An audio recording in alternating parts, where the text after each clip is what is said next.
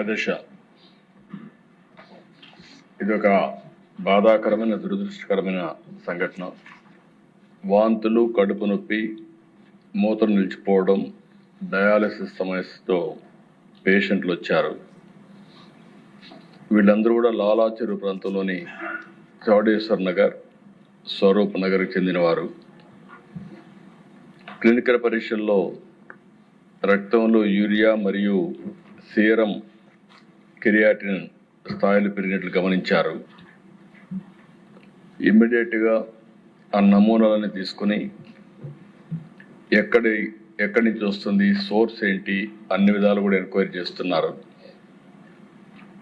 ఇది ఒకసారి చూస్తే దిశ కోరుకొండ మండలం నర్సాపురం గ్రామం వరలక్ష్మి మిల్క్ డైరీ ఒక 106 మందికి మిల్క్ సరఫరా చేయడం, ఆ మిల్క్ని ఆ డైరీ నుంచి వచ్చే మిల్క్ దీనికి కారణమని ప్రాథమికంగా నిర్ధారించారు.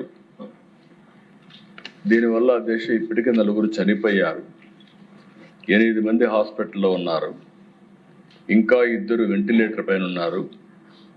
ఇవన్నీ కూడా ఎప్పటికప్పుడు మానిటర్ చేస్తూ వీళ్ళు కూడా చనిపోయిన వాళ్ళని చూస్తే 3 అయితే 70 years అబవ్ ఉన్నారు. కృష్ణవేణి 74, రాధాకృష్ణమూర్తి 76, శేషగిరిరావు 72, రమణి మాత్రం 58. 2 మహిళలు 2 పురుషులు ఉన్నారు. అయితే దిశ ఇవన్నీ చూసిన తర్వాత మొత్తం నమూనాలను కూడా తీసుకొని డిఫరెంట్ ల్యాబ్స్కి టెస్టింగ్ పంపించారు. ఎవరైతే దీనికి ప్రధాన కారణమైనటువంటి వ్యక్తి పోలీస్ డిపార్ట్మెంట్ కస్టడీలో కూడా తీసుకున్నారు. ఇన్వెస్టిగేషన్ ముమ్మరంగా జరుగుతూ ఉంది. ఈ నమూనాలు కూడా state food laboratory Hyderabad, state food laboratory Visakhapatnam, Vimta labs హైదరాబాద్కి నమూనాలు పంపించారు.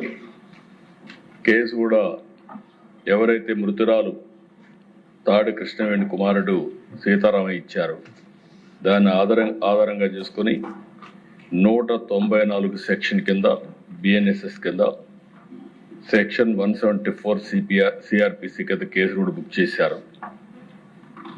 ఇతను ఎవరైతే డైరీ మెయింటైన్ చేస్తున్నాడో అద్దాల గణేశ్వరరావు, అతన్ని పోలీసులు తీసుకుని మొత్తం కూడా ఇన్వెస్టిగేషన్ చేస్తున్నారు. ఏదేమైనా దిశ అన్ని విధాలు కూడా 360 డిగ్రీ ఇప్పుడే మంత్రి గారు చెప్పినట్టు ఎంక్వైరీ చేస్తున్నాం. నేను ఒకటే విజ్ఞప్తి చేస్తున్నా, ప్రతి ఒక్కరికి ఉదాసీనత ఏమాత్రం పనికిరాదు.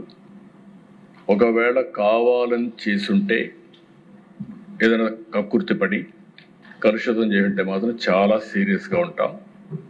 ఒకవేళ ఏం జరిగిందో మొత్తం ఎస్టాబ్లిష్ చేసి దోషులపైన కఠినమైన చర్య తీసుకుంటాం. మళ్ళా ఒకసారి విజ్ఞప్తి చేస్తున్న, రాష్ట్రంలో ఉండే ప్రతి ఒక్కరు కూడా కల్తీ చేయడం కానీ, అడల్ట్రేషన్ రావడం కానీ, ప్రజలకు ఇబ్బంది కలిగే విధంగా ఎవ్వరు ప్రవర్తించినా ఈ ప్రభుత్వం ఉదాసీనంగా ఉండదు, చాలా కఠినంగా ఉంటాం. ఆ విషయం గుర్తుపెట్టుకోవాల్సిందిగా మరొక్కసారి హెచ్చరిస్తూ, ఎవరైతే చనిపోయారో ప్రాథమికంగా 4 చనిపోయారు. ఆ 4కి ఒక 10 లక్షల రూపాయల చొప్పున ఆర్థిక సహాయం చేస్తూ, అదే సమయంలో ఎవరైతే హాస్పిటల్లో ఉన్నారో వాళ్ళని పూర్తిగా రికవర్ అయ్యే వరకు వారికి ఎంత డబ్బులైనా ఖర్చు అయినా ఆ డబ్బులు కూడా ఖర్చు పెట్టి వారికి పూర్తిగా సహకరిస్తామని చెప్పి మరొకసారి తెలియజేసుకుంటూ, చనిపోయిన కుటుంబాల పట్ల నా ప్రగాఢ సానుభూతి తెలియజేసుకుంటూ, ఆ చనిపోయిన వాళ్ళకి ఆత్మశాంతి కలిగాలని భగవంతుని ప్రార్థిస్తూ సెలవు తీసుకున్నాను. షేర్ చేయండి, లైక్ చేయండి, సబ్స్క్రైబ్ చేయండి. మరిన్ని వీడియోల కోసం బెల్ సింబల్ పై క్లిక్ చేయండి.